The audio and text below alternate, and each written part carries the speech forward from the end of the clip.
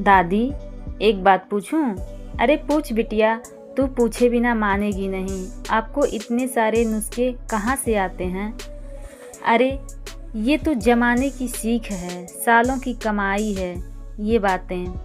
हमारे टाइम पे ना इतना ताम झाम था, ना ही ये बाहर से आने वाला फैंसी सामान। खाना मतलब बस सादगी, लेकिन स्वाद ऐसा कि उंगलियां चाट जाओ।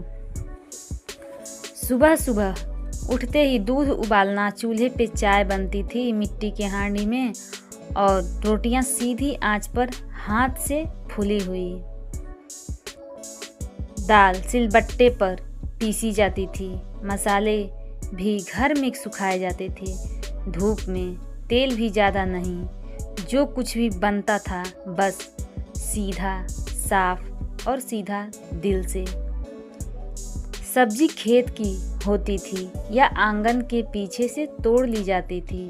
ना ज़रूरत पड़ती थी किसी डिब्बा बंद चीज़ को, और खाना बैठ कर मिलजुल कर खाया जाता था।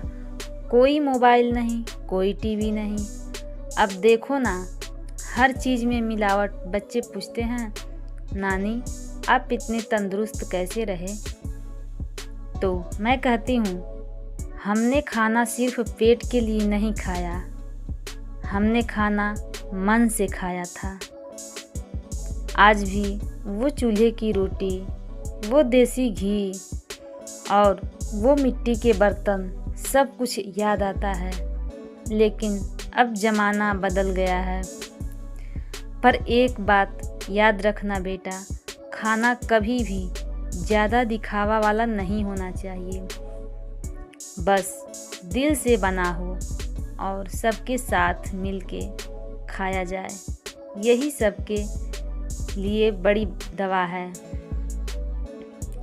बेटा, यह हमारा सालों का अनुभव है। हमारे ज़माने में कोई चीज़ फेंकी नहीं जाती थी बेटा। बासी रोटी का भी उपाय होता था। कभी उसमें दूध डाल के खाते, कभी उसमें गुड़ और घी लगाकर रोल बन जाता था। आजकल तो लोग ताज़ा खाना भी बर्बाद कर देते हैं। अचार भी खुद डलते थे। एक एक मसाला छांट कर, सुखा कर धूप में मटके में पानी रखा जाता था। अब देखो हर चीज़ रेडीमेड मिलती है, पर उस स्वाद में वो ममता कहाँ।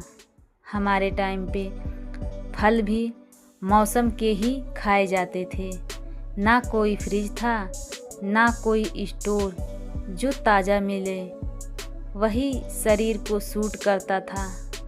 अब तो लोग सब कुछ उल्टा पुल्टा खा के लोग खुद बीमार हो जाते हैं। खाना बैठकर मिलजुल के खाया जाता था। रोटियां बेलते बेलते गप्पे चलती थीं। अब तो हर कोई अलग अलग मोबाइल में घुस गया है, और खाना भी जैसे बस पेट भरने का काम बन गया है। गर्मियों में खस का पंखा चलता था, नींबू पानी, बेल का शरबत, छाछ से शरीर ठंडा रहता था। अब तो लोग कोल्ड ड्रिंक पीते हैं और बोलते हैं गला तर हो गया। अरे बेटा, वो तर नहीं, शरीर को अंदर से कमज़ोर करता है। हमारे टाइम पे खाना जल्दी बनता था, क्योंकि घर में सब मदद करते थे। बेटियां रोटियां बेलती, बहुएं सब्जी काटती, और सास खड़ी खड़ी सबको समझाती थी।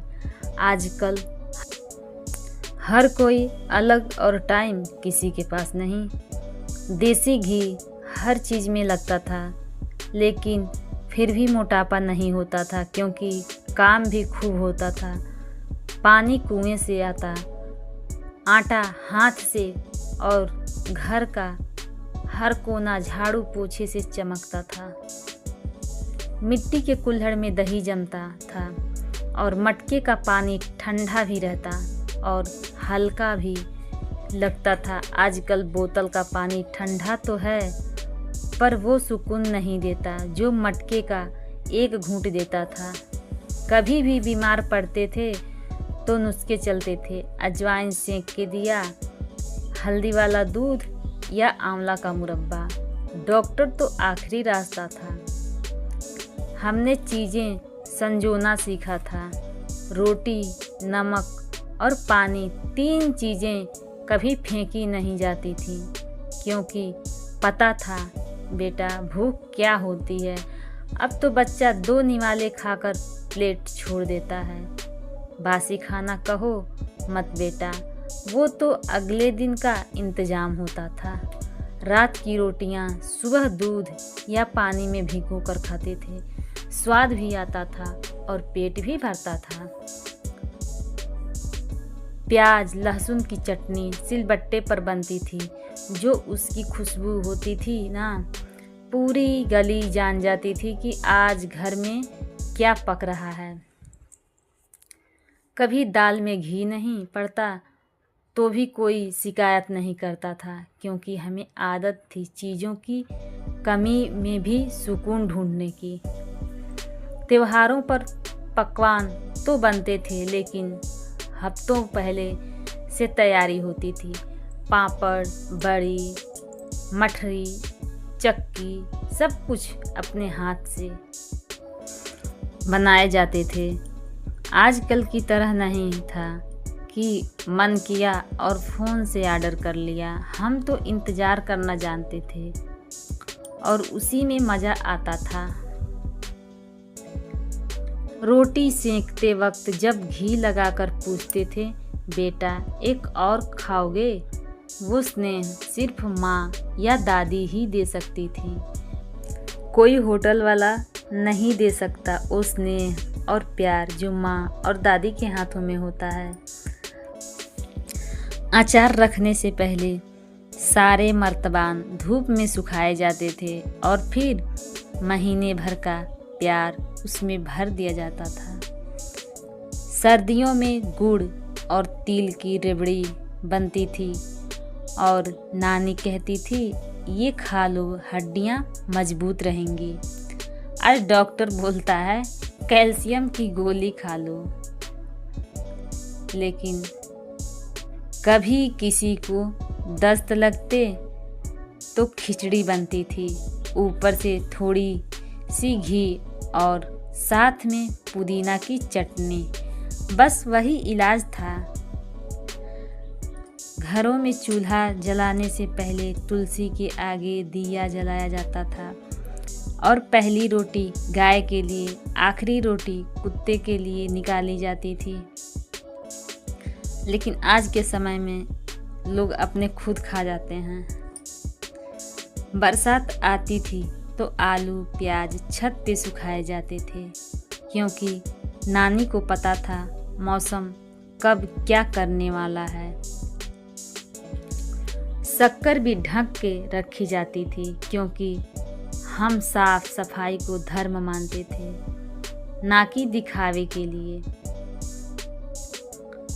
पानी को भी आदर देते थे, गिलास में आधा ही भरते थे ताकि बचा ना रहे। कोई भी घर आए, चाहे अपना हो या पराया, पहली बात होती थी, कुछ खाओगे? अब तो पूछते हैं कब तक बैठोगे?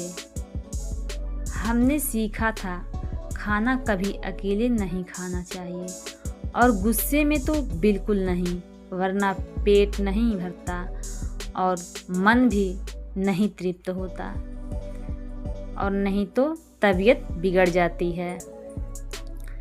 हमारे टाइम पे बेटा खाना मौसम देखकर बनता था। ना डॉक्टर की ज़रूरत, ना गूगल पे सर्च करना पड़ता था, बस शरीर खुद बता देता था कि क्या चाहिए। गर्मी आई नहीं कि छाछ, बेल का शरबत, खस का पंखा और मटके का पानी शुरू हो जाता था। प्यास भी उतनी ही लगती थी जितनी ज़रूरत हो। कभी कभी कच्चा आम काट कर नमक लगा के खा लेते, वो भी लू से बचाव करता था, स्वाद भी आता था।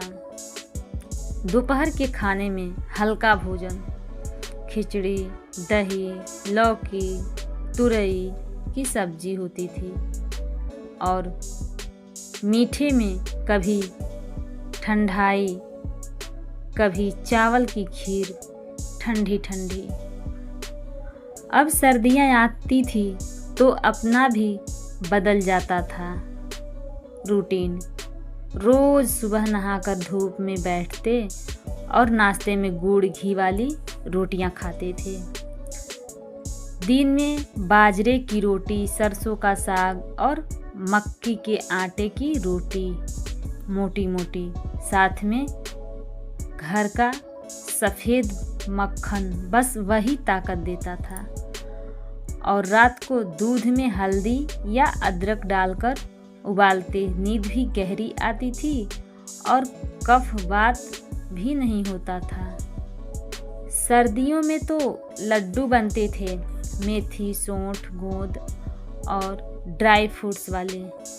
खाते नहीं थे ज़्यादा, पर जितना खाते थे उतना शरीर के काम आता था। अब देखो मौसम बदलता नहीं, लेकिन लोग बीमार पड़ जाते हैं। क्यों? क्योंकि खान पान में अब वो समझ नहीं रही। हमारे टाइम पे तो रसोई ही डॉक्टर होती थी बेटा। मौसम बदलने का मतलब था खाने का अंदाज भी बदल गया। बस इतना याद रखो, खाना पेट के लिए नहीं, मौसम और मन के लिए होता है। जिसने ये समझ लिया उसे मौसम कभी बीमार नहीं कर पाएगा। वीडियो अच्छी लगे तो लाइक सब्सक्राइब ज़रूर करें।